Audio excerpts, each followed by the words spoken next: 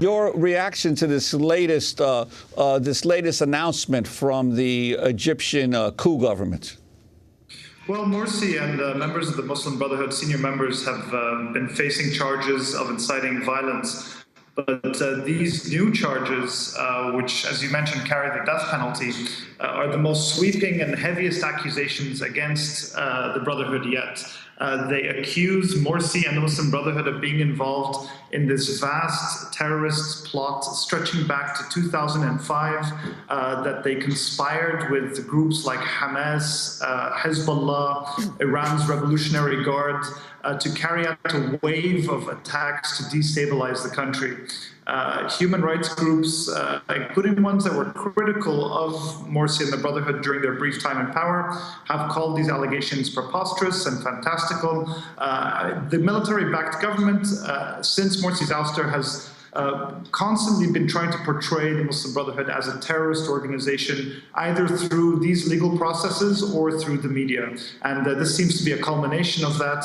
And many people are also questioning the timing of these new charges, coming just before a key referendum on the new constitution is set to take place in mid-January, and will be a key vote in establishing this new military-backed transition.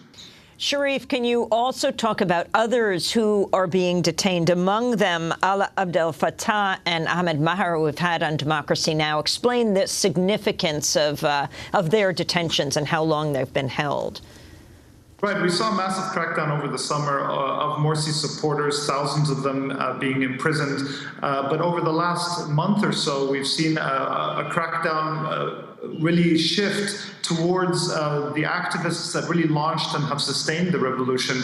Most notably, perhaps Ala Abdel Fattah, who was jailed under Mubarak, jailed under the Supreme Council of Armed Forces that replaced Mubarak, had an arrest warrant issued against him, against Morsi, and now has been jailed for organizing, authorities accuse him of organizing a protest in defiance of this very draconian protest law.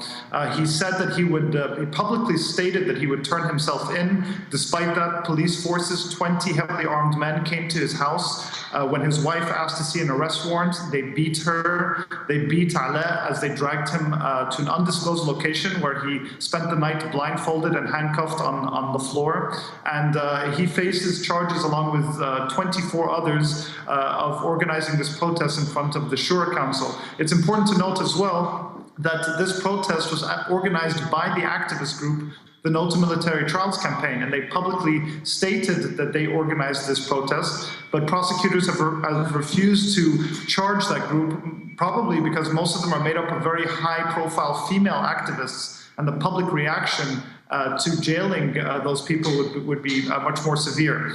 Ahmed Maher is one of the founders of the April 6th Youth Movement, a key group in the revolution. Him and another very prominent activist, Ahmed Douma, are facing charges of organizing a protest outside a courthouse. And they're due to be sentenced on Sunday.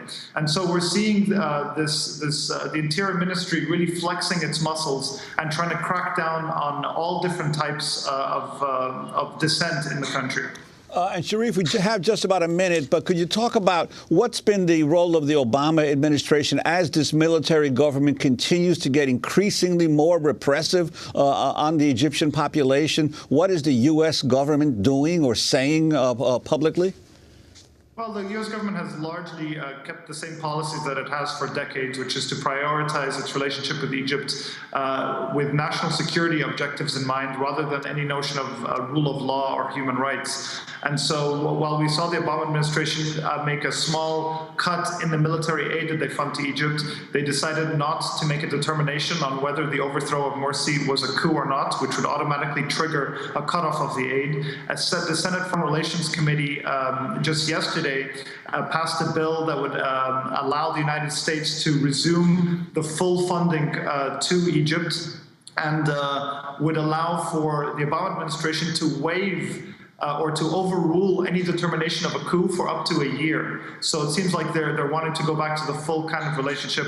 We'll have to see whether that bill passes when it goes to Congress. And this just in, an Egyptian court has acquitted the two sons of former President Hosni Mubarak and his last prime minister, Ahmed Shafiq, on charges of embezzlement. That's significance of this, Sharif.